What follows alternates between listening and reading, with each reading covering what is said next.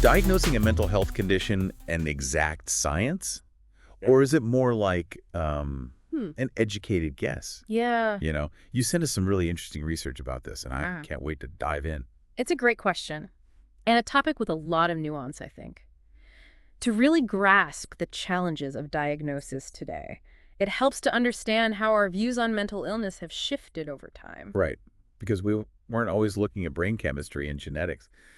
So before we get into the modern day dilemmas, Yeah, let's take a quick trip back in time. yeah. What did people think was going on with, say, someone who was deeply depressed centuries ago? Well, imagine going to a doctor in ancient Greece for what we might now call depression. They might diagnose you with melancholia, believing it was caused by an imbalance of bodily fluids, Okay. in this case, an excess of black bile. Too much black bile. That's fascinating. It's like saying you're feeling blue because your insides are too black. Exactly. It highlights how early diagnoses were based on observation and theory, rather than the kind of scientific evidence we rely on today. But of course, those early theories had a real impact on how mental illness was treated. And not always for the better, I imagine. Unfortunately, no. The treatments could be pretty brutal. Think bloodletting to drain that supposed excess black bile. Then in the medieval period, mental illness was often seen as demonic possession, leading to exorcisms and other horrifying practices. It's a stark reminder of how far we've come in our understanding of the brain and how stigma has persisted. It's encouraging, though, that the research points to a shift towards more humane approaches starting in the 18th century, right? Absolutely. Figures like Philippe Pinel in France really championed the idea that people with mental illness deserve compassion and treatment in a therapeutic environment, Right. not punishment or confinement in awful conditions. It marked a real turning point in how we viewed and treated those experiencing mental distress. That makes sense. So how do we go from thinking about black bile and demons to the more scientific approach we have today? It was a gradual process for sure. A pivotal figure in the late 19th and early 20th centuries was Emil Kraepelin, a German psychiatrist. He was one of the first to systematically classify mental disorders, trying to distinguish between conditions like schizophrenia and bipolar disorder, Okay. which previously had been lumped together. Okay. So Kraepelin was trying to bring order to what must have seemed like a chaotic landscape of symptoms and experiences, sort of like creating a map of the mind. Yes, exactly. He laid the groundwork for the diagnostic manuals we use today. Mm. And then, of course, you have Sigmund Freud, who emerged in the early 20th century, adding a whole new layer of complexity with psychoanalysis. He shifted the focus to unconscious conflicts and early childhood experiences. Freud's theories were definitely revolutionary. Even though they've been subject to a lot of debate and criticism over the years, it feels like his work really paved the way for modern psychotherapy. It did. While some of his specific ideas are no longer widely accepted, his emphasis on the unconscious and the impact of early experiences had a huge impact on how we understand mental health today. So how do these historical figures connect to the rule books of mental health diagnoses we have today? Well, they laid the foundation for what eventually became the DSM, the Diagnostic and Statistical Manual of Mental Disorders, Okay. and the ICD, the International Classification of Diseases. Those are the manuals that mental health professionals use to diagnose conditions today. Exactly. The DSM is primarily used in the United States, while the ICD is more globally focused. Both manuals have evolved over time, reflecting changes in societal views and advancements in research. It must be constantly updated, right? I mean, our understanding of the brain and mental health is always evolving. Absolutely. For instance, the DSM has gone through several major revisions, each with additions, removals, and changes to diagnostic criteria. Hmm. Think about it. Back in the day, homosexuality was considered a mental disorder. Now, we recognize it as a normal variation of human sexuality. That's a pretty dramatic example of how much things have changed. It is. And it underscores how our understanding of mental illness is influenced by cultural factors as well as scientific advancements. Which makes me wonder how those manuals even try to define something as fluid and subjective as human experience. Are they too rigid? Or do they provide a necessary framework? It's a big debate within the mental health field. Some argue the DSM in particular has become too focused on checklists of symptoms. Critics also worry about what some call disease-mongering, where normal human experiences get categorized as disorders, potentially driven by pharmaceutical companies eager to sell medications. Ooh, that's a little unnerving. Is there an example of that happening? Take social anxiety disorder. What might have once been considered shyness or introversion became a treatable condition. Some argue that this shift was influenced, at least in part, by marketing campaigns for anti-anxiety medications. Wow.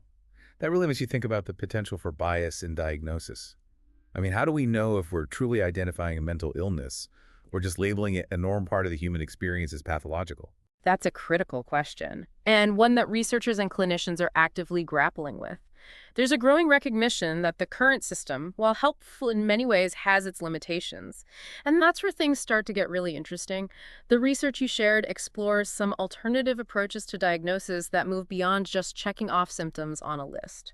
Okay, I am ready for part 2, Welcome back. where we're picking up our conversation about the intriguing world of mental health diagnoses. It's a topic that really gets to the heart of what it means to be human. So true. In the last part, we talked about how ancient civilizations viewed mental illness, the emergence of psychiatry, and the development of those all-important diagnostic manuals, Right. the DSM and ICD. And we started to touch on some of the limitations of those manuals. Like the concern that we might be over-medicalizing normal human experiences and the potential for bias to creep into the diagnostic process. Right. And that brings us to some of the alternative approaches that researchers are exploring. Approaches that aim to provide a more nuanced and holistic understanding of mental health. Exactly. One of the most intriguing concepts is the idea of dimensional models. Okay, dimensional models. Can you break that down for us? Imagine a spectrum for different aspects of mental health. Instead of saying you either have or don't have a disorder, you assess where an individual falls on that spectrum for various dimensions like mood, anxiety, or social functioning. So instead of just checking boxes, like yes, you have depression or no, you don't, you're looking at the severity and impact of those symptoms. Precisely. It's about recognizing the shades of gray, the nuances of human experience. I like that. It seems much more aligned with the reality of how mental health actually works, because it's not like we all fit neatly into these predefined boxes. It's not. We're all unique individuals with our own complex histories and ways of experiencing the world. Right. And that's where the idea of narrative medicine comes in, which the research you shared really emphasizes. Narrative medicine. Sounds intriguing. Tell me more. It's about recognizing the power of stories in healthcare. Instead of just focusing on symptoms, a narrative approach encourages healthcare providers to truly listen to the patient's story, to understand their experiences, their values, their beliefs, their cultural context.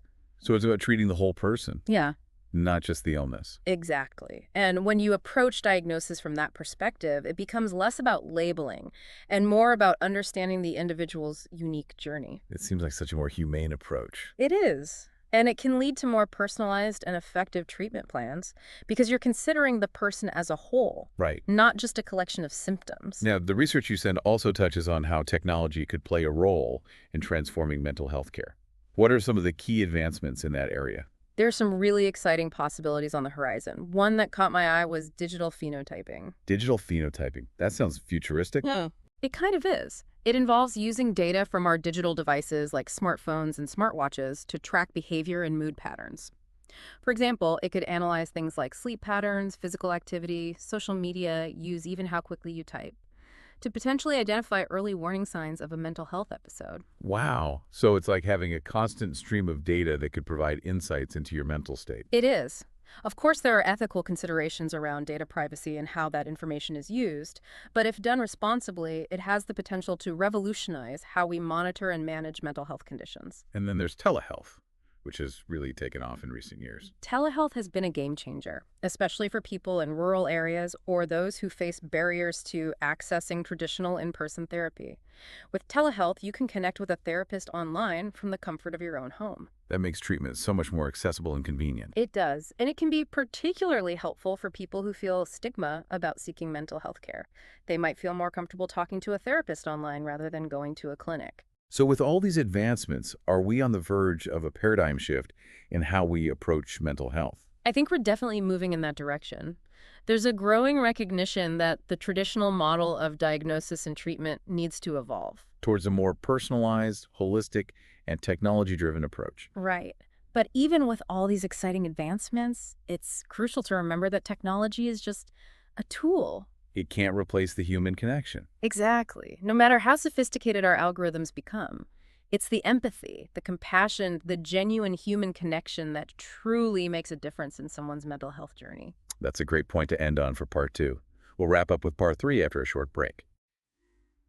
Welcome back to the Deep Dive. where we've been unpacking the complexities of mental health diagnoses. We've gone from ancient theories of black bile to the modern-day DSM and ICD. And we've explored how those diagnostic manuals, while useful, also have limitations and can sometimes contribute to oversimplification and even stigma. Right. It feels like the biggest takeaway for me is that mental health diagnoses are not fixed truths, They're more like working hypotheses, constantly evolving based on new research and shifting societal perspectives. which means it's crucial to stay informed, to question assumptions, and to be open to new ways of understanding mental health. Absolutely. Another point that really resonated with me is the importance of remembering that a diagnosis is just a label. It's a tool, not a definition of who you are as a person. It doesn't dictate your worth or your potential. And it certainly shouldn't be used to limit opportunities or to justify discrimination. Speaking of discrimination, we can't ignore the elephant in the room. Stigma. Stigma is still a major barrier for so many people who are struggling with their mental health. It prevents people from seeking help, from talking openly about their experiences, from feeling fully accepted and supported. And it can make recovery so much harder. But the good news is that we can all play a role in reducing stigma. By educating ourselves about mental health, by challenging misconceptions, by speaking out against discrimination, and by creating a culture of compassion and understanding. Exploring these alternative approaches to diagnosis like dimensional models and narrative medicine has given me a sense of hope. Me too.